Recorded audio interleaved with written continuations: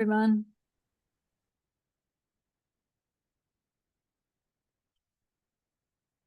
Here comes Leo.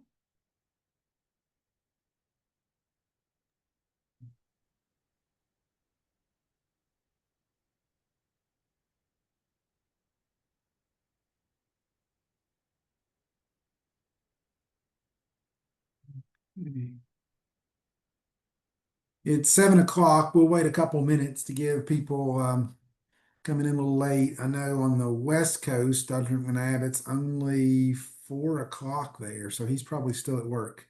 The day is still going strong. There's still cows to be palpated and calves to be pulled. And Indeed. yeah, how are you doing, Dr. McNabb? Doing well. How about yourself? I'm doing great. Look forward to seeing you next week. Yeah, it's going to be fun having everyone in our backyard. It'll be nice. Yeah, I wish I could grow the mustache that you can. I have a little mustache envy, so. Well, you're going a different direction there. It's looking good, sir. Right. Thanks.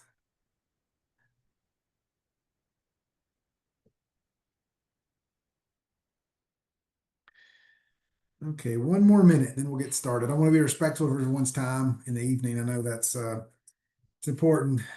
So we won't we'll wait another minute and then we'll get started.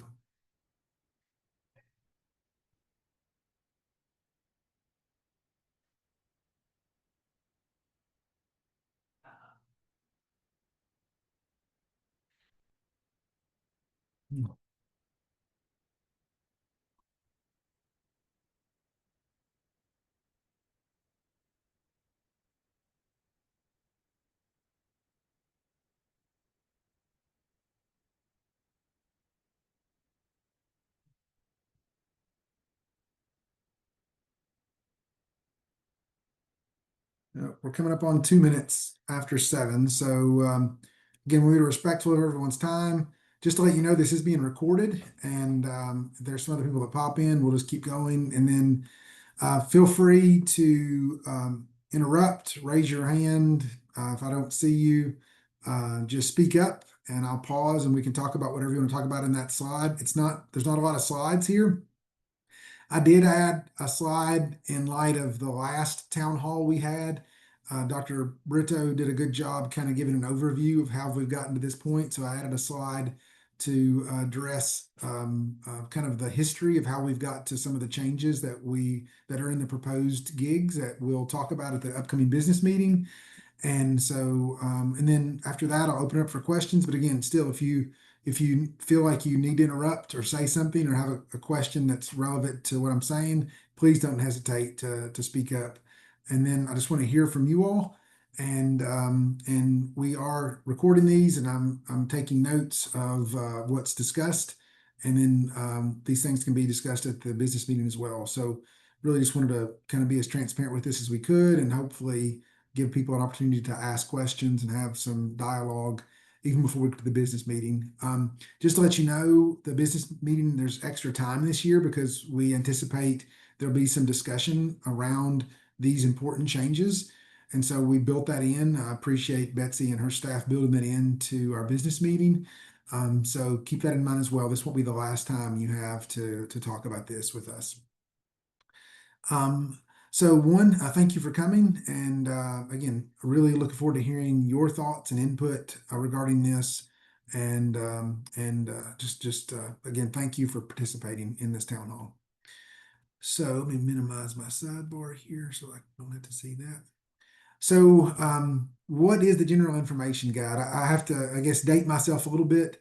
I was on the first training and credentialing committee that the college had. And so in part, I feel somewhat responsible for where we are now. The gig is a living document. It's likely to have amendments almost every year. Not that anyone wants to amend it every year, but it is what guides, it outlines our training, the registration, credentialing, and examination requirements. And some of the changes we're going to discuss, or proposed changes we're going to discuss, are related to that. It defines how the trainings progress through the certification process, and it really governs the examination eligibility and timelines. And you'll see some of the proposed changes that we've recognized some loopholes and some problems with the existing gig. And sometimes you don't realize those are a problem until a situation arises that might require or necessitate some amendments to catch those problems. So again, why they updated the gig to align with all evolving training and certification standards. So not that we're changing for the sake of changing, but the ABVS, for example, they give us new direction and new things they want, and then we need to change with those evolving standards and certification standards. And we want to take feedback that we hear from program directors and from mentors, from the mentees or the trainees, and we want to incorporate those things. So we do listen. I read your emails, and we do listen to those things. And also, we want to improve clarity and consistency and fairness in the credentialing process. And so, again, sometimes we don't know there's a problem until something happens, and then we have to address it. And we do, when some of these things that come up, we address them case by case, but ultimately it'd be great to incorporate those things that happen into the gig to anticipate things and be able to address them ahead of time. So just an overview of the proposals, and then I'm going to go into some greater detail. There's really two kind of proposal languages that you'll see, and we provided those to the membership, and they're available for you to read right now online. And so there's the first proposal that you can just look at the document in it.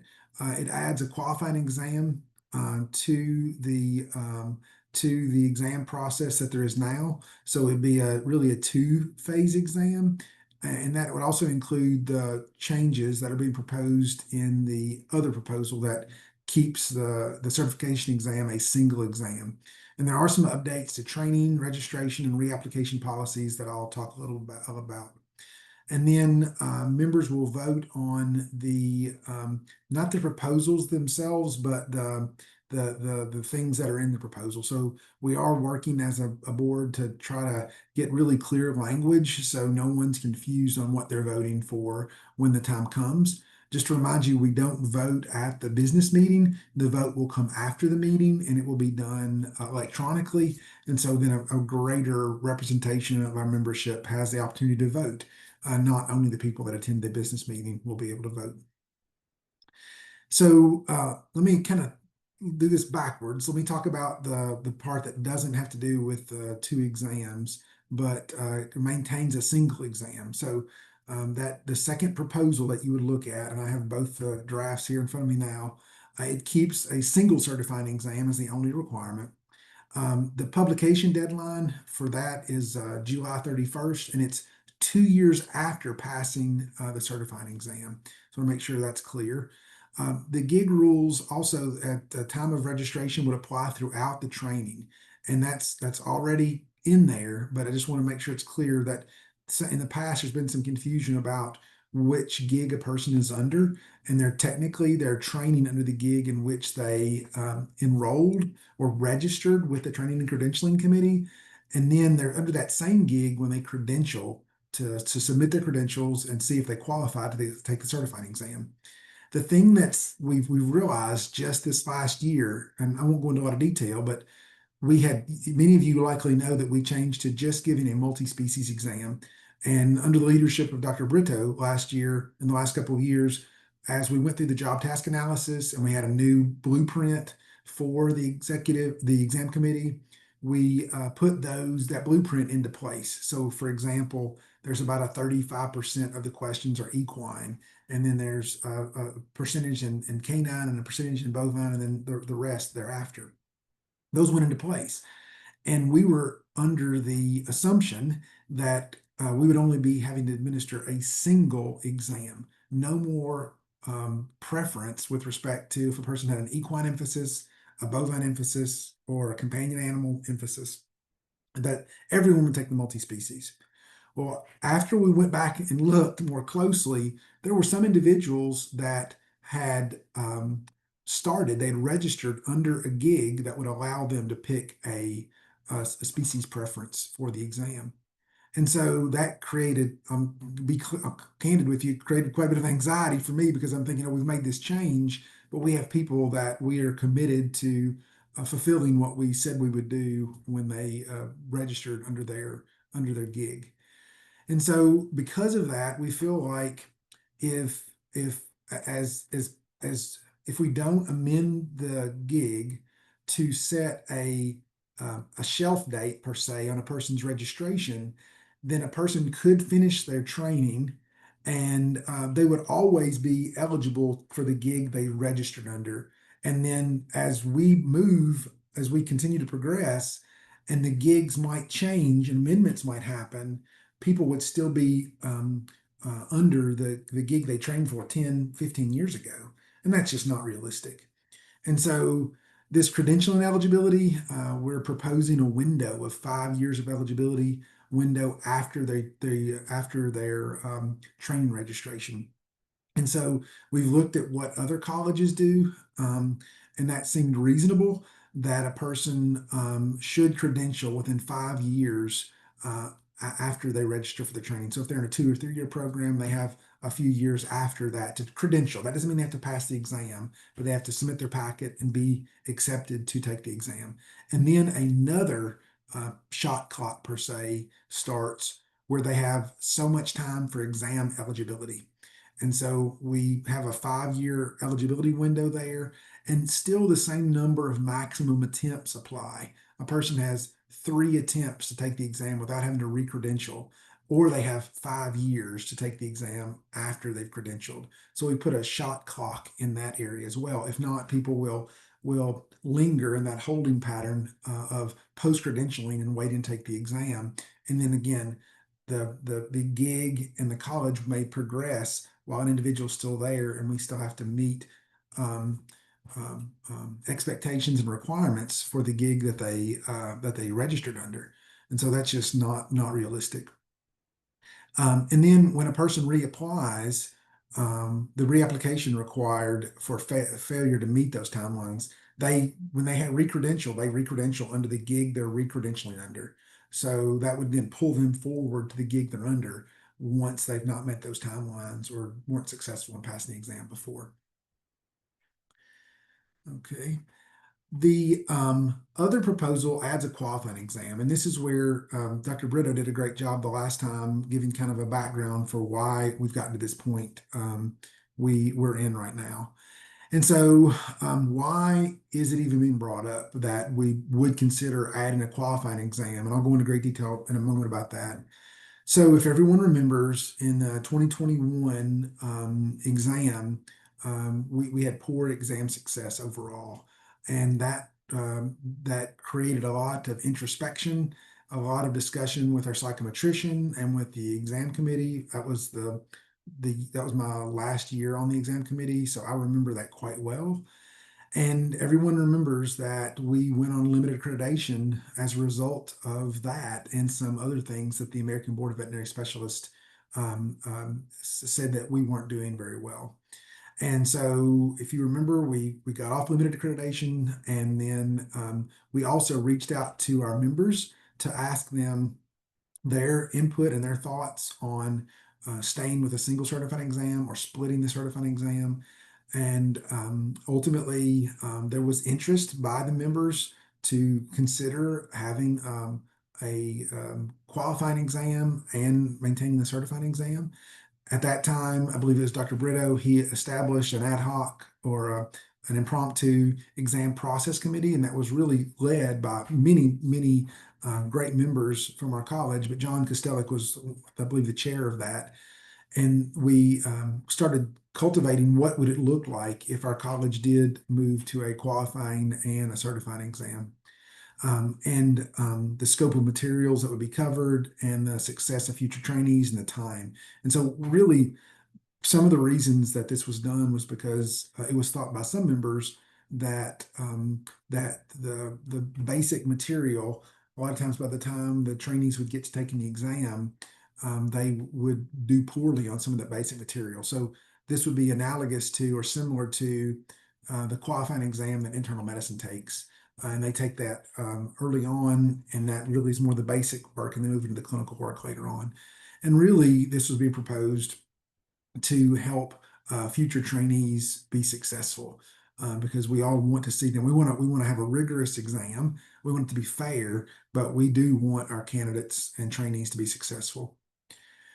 So, Dr. Brito, do you have anything else to add to that kind of summary of how we got here? Okay, if I hear no feedback, I'm going to keep moving forward. Hearing none, we'll move on. And so this other Sorry, no. Yeah, you don't have any other things to add, Leo? Thanks. Okay. So this proposal introduces a two-part exam, a qualifying and a certifying exam. Again, the qualifying exam would focus more on core knowledge and physiology, for example, and it would be exclusively multiple choice. And then the certifying exam would cover the clinical application with a variety of question formats like we have now. The qualifying exam would be required before an individual could take the certifying exam.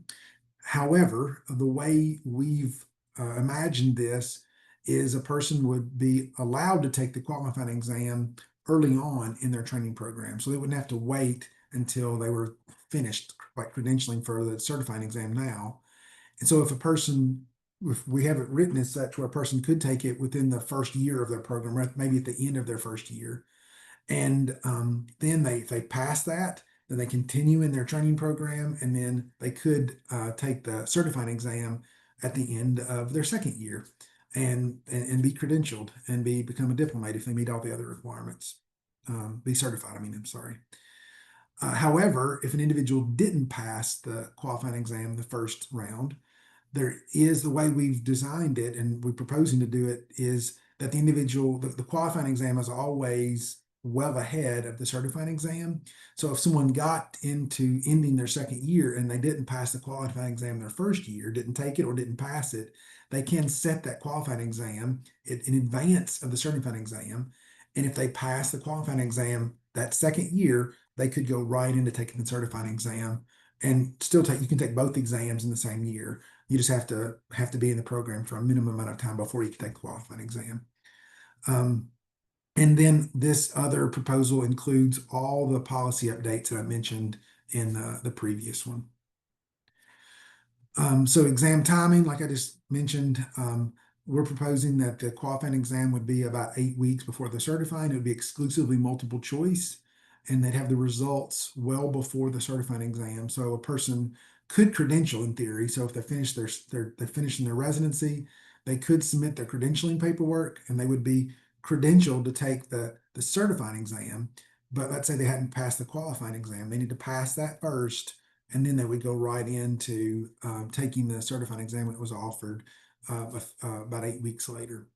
And so they could take it the first year. So there was a lot of thought put into, and Leo did a lot of that, thinking about the logistics and timeline for how to make it where it wouldn't delay individuals. Because I know that was one major concern of members was by giving a 2 exam that could push people further down, further back and finishing their program later.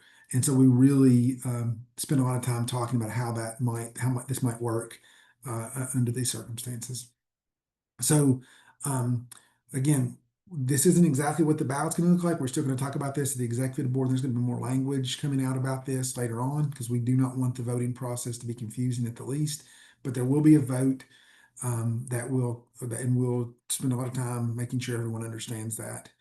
So this is not the ballot. I don't want you to think this is the ballot, but we have been talking about that a lot.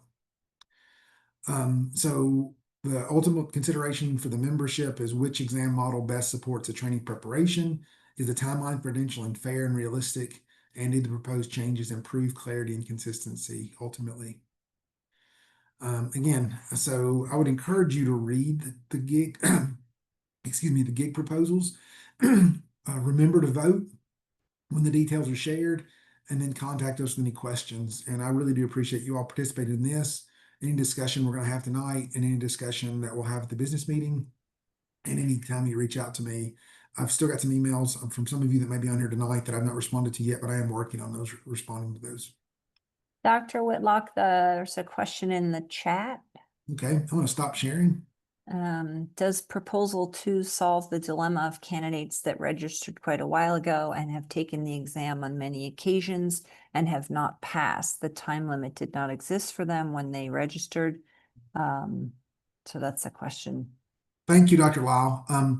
So just this week, I've been communicating with Maureen in the office about this topic.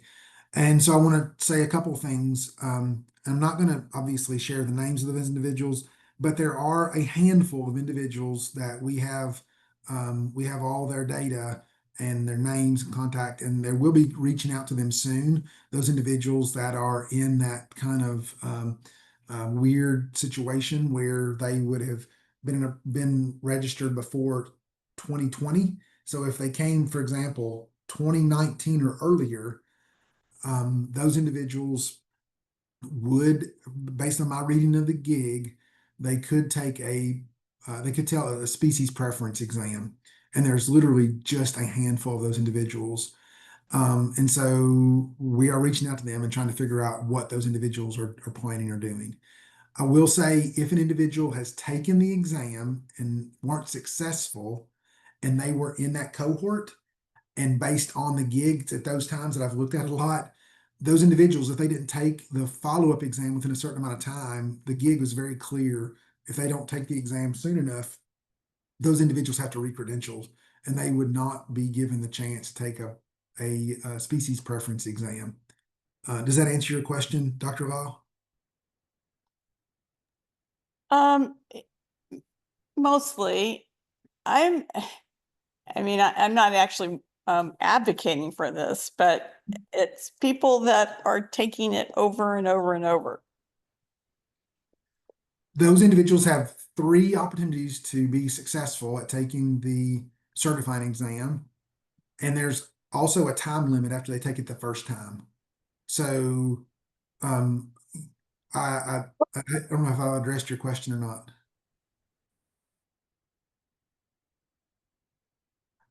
I guess I could say yes, we are acknowledging, and to my knowledge, and I can go back and pull the email up, but I've been communicating with Maureen and Dr. Soames and others about those individuals.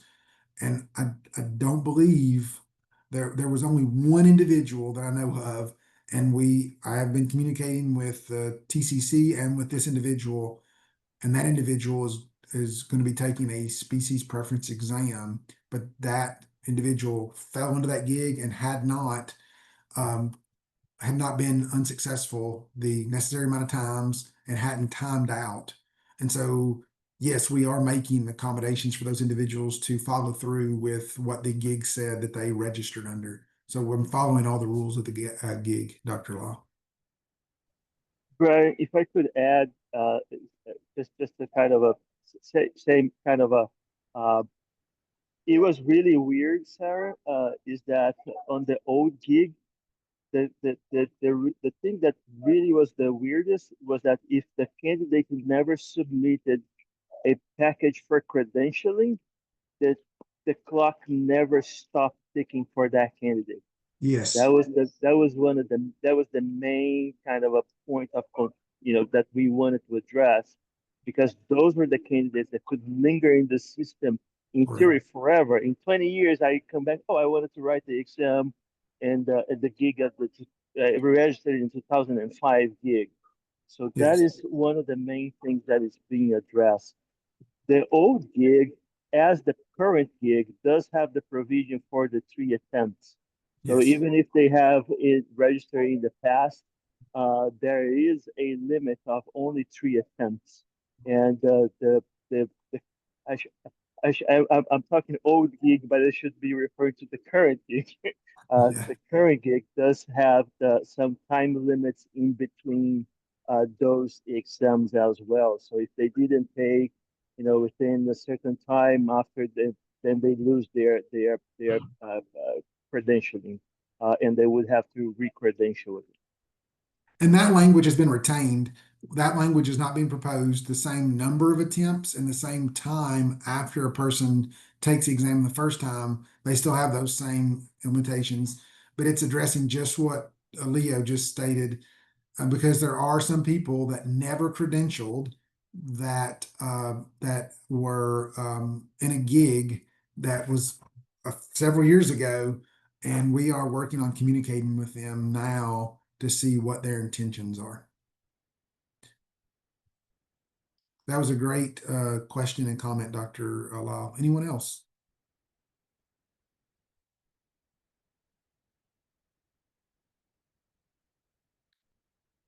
And please don't hold back. I see this as a dry run for the business meeting. So if you have any thoughts, I'd love to hear them now, because it'll help us anticipate and be prepared to discuss topics that maybe we hadn't thought about, or that I didn't explain very well.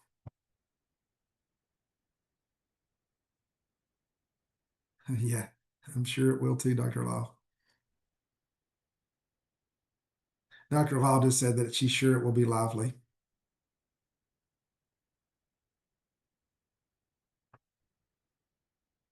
Okay. No other comments.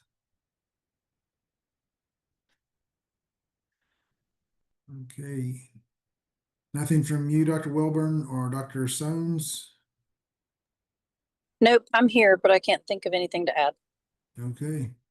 Wow.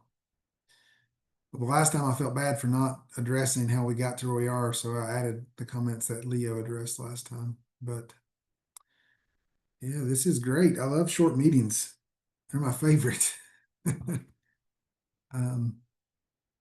Well, going once, going twice. If there's nothing, I really appreciate you all coming. And if you think of something else between now and the meeting, please shoot us an email, and we'll try to address it and incorporate it into some of the talking points for the business meeting. Otherwise, thank you all. Have a good night. Yes, thank you Thank- so much. Thank you. Thank you. Thank you, Brian. Take care. See you.